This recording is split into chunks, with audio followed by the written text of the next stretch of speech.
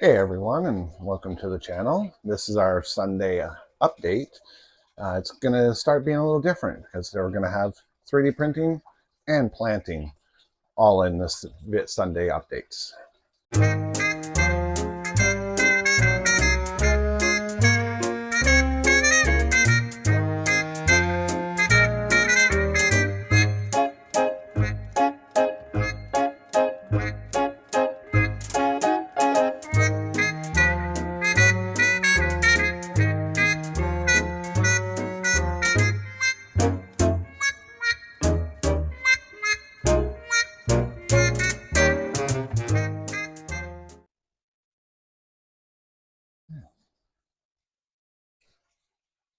Oh, hey everybody.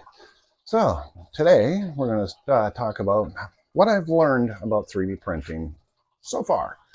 It's been quite the journey. We've had to do a few upgrades. I've had some failed prints. I fully expected all of this, being I am working with PETG, which is much harder material to work with. Not as hard as ABS from what I hear, but I'm getting there. Because this printer was originally designed for PLA, I've had to do a few upgrades to make it work with PETG. So I'll be going through a few of those upgrades I did. We'll also show you the failed prints and half of one of the time lapses I tried to do.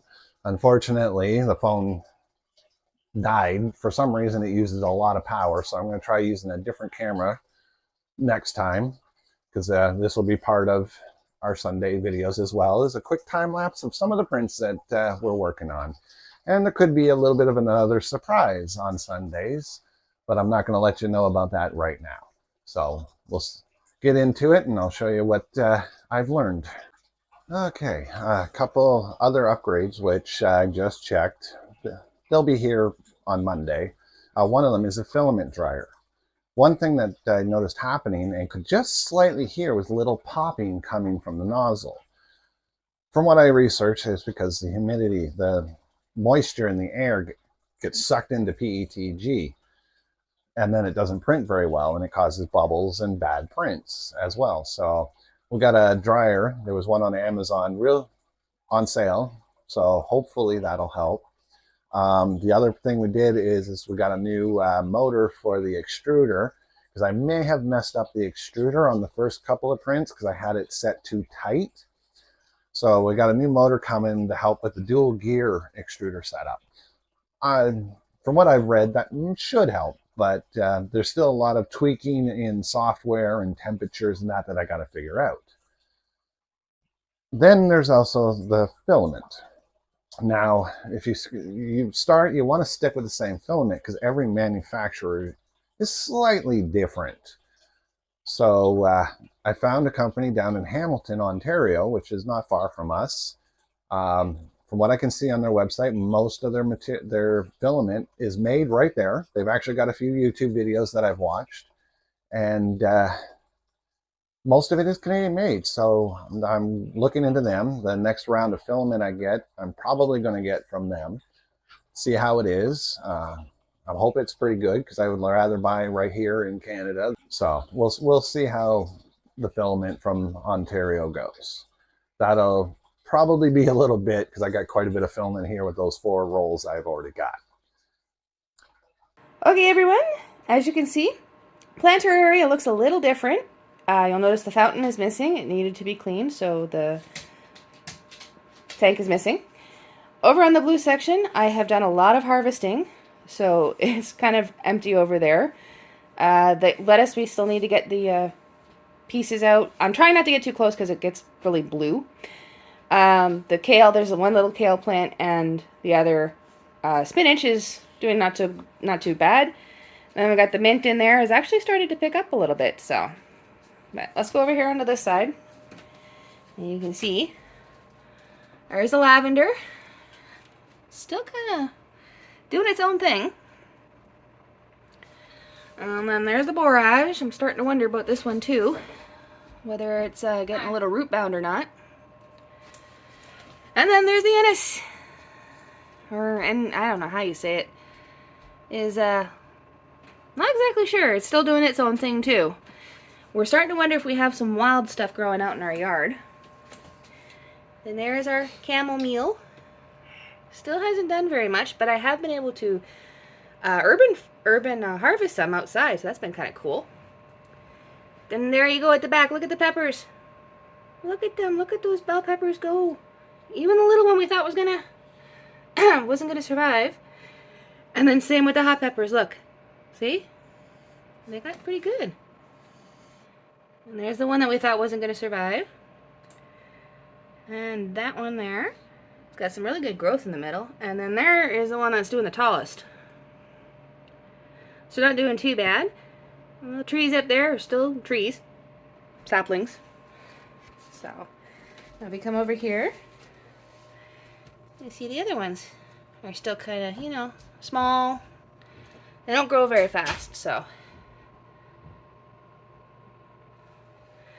So there you guys go. That's the inside. Now let's go take a look at the lettuce outside. Alright, we're outside now. You can see lettuce is doing good. Looks like there's a couple of leaves I'm going to have to trim out. Let's check underneath here. The dill looks like it's still doing pretty good under there, even though, you know. So, lettuce is not doing too bad. I've been trimming and using as I need it. So that's awesome. So now we're going to go all the way over here. Okay, Bella down the stairs. And look at these guys. Look at them. They survived all of the storms we have had thrown at us. So I don't even remember what peppers are what anymore. I know that we got bell peppers and hot peppers out here, but Daddy's moved them around so much, I have no idea what's what anymore. So it's going to be Russian roulette. And this one has a big hole in it. Yeah, well, that's one of the leaves, yeah. So aside from pests, the daisies, which aren't doing too bad, the peppers aren't doing too bad. Like I said, they've seems to have survived the storms as of recent that have come through here and pounded, so not doing too bad. Okay, here we are. Here's one of the first prints that I tried doing. This was supposed to be a hydroponic basket, but there's so many stops and starts. Retractions is actually what it's called. It kept getting jammed up in here, and it would squeeze the filament too tight and wear it out, so then it wouldn't print. So I don't know if I'll be able to print these, but we'll see. So I tried those. Then I tried doing it sideways. Now that worked out pretty good. We had a little issue here, similar to the other one, but it worked better. As you can see, it did go through the entire print, but this stuff that in the middle here, it's supposed to come out, didn't work so well. Partially due to the fact I'm finding that PETG, not so great when it comes to supports. Now here's another attempt the same way with a different type of support in the middle. Now it went pretty far. It was almost complete, but didn't quite make it. So now, as you can see, it messed up. We're also having a lot of stringing issues, as you see. I'm getting some parts to hopefully fix that or help with that. PETG is almost impossible to stop doing that completely. Now, the other thing we did, which I'm going to insert a time lapse right now, is one of my planter boxes.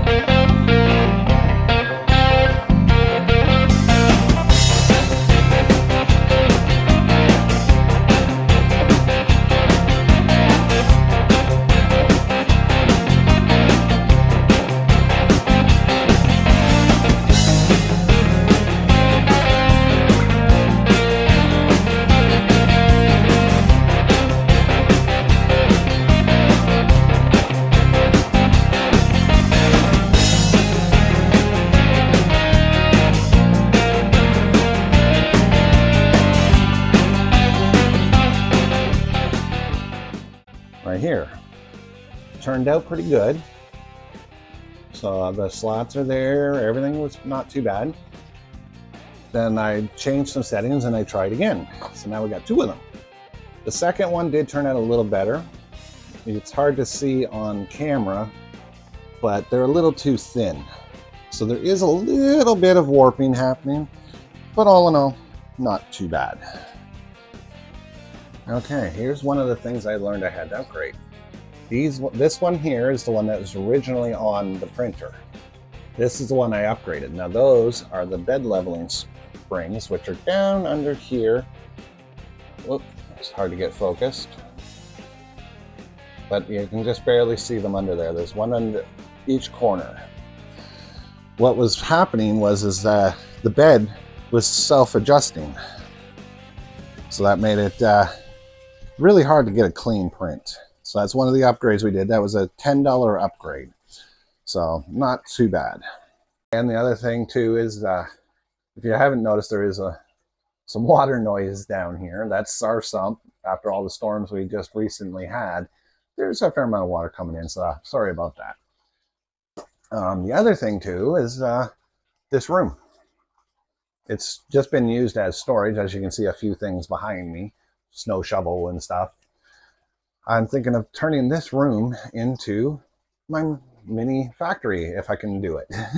One printer is not going to get me very far, so I will need more printers, which I hope to buy eventually as I sell product. We'll see how this goes. Even from our YouTubers, we'll go back into printing some of these stuff, and we'll see how it goes. I'm really hoping this adventure will work, and be glad to bring you guys along and see how we do, and maybe even purchase a few products and help us out in the future. I got to get my designs all worked out and everything. So there'll be my own designs, not just downloaded and printed. I'm actually designing these. Now they're pretty basic, but I'm still learning the skills with AutoCAD and stuff. And with hydroponics, I got to watch how it prints so that way they'll stay nice and watertight. Another reason I went with PETG is its layer adhesion and stuff, and water tightness is better than PLA. Other than that, if you want to see videos of me maybe transforming this room, I've got some drywall. I can walk off these and make a little room here. So let me know what you think down in the comments. Like, subscribe, and we'll see you next week with hopefully a better update than this one. So we'll see you then. Bye.